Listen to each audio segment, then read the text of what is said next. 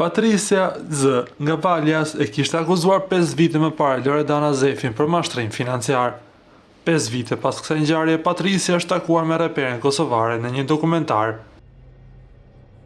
Çifti Valajs ishte mashtruar me rreth 700.000 franga zviceriane nga reperja dhe vëllai i saj.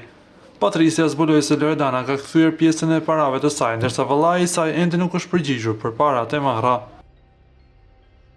Ajo e pranoi fajin, ajo e pranoi veten si autore të krimit, deklaroi Patricia. Megjithatë, shqetësimi i Patricias nuk ka të bëjë vetëm me pajtimin me Loredanën.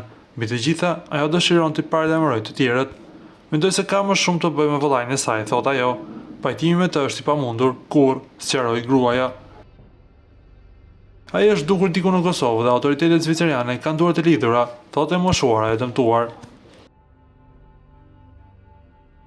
Para se të ndiqni lajmin, ju lutem klikoni tek butoni subscribe për të marrë të rejat më të fundit nga showbizi shqiptar. Faleminderit.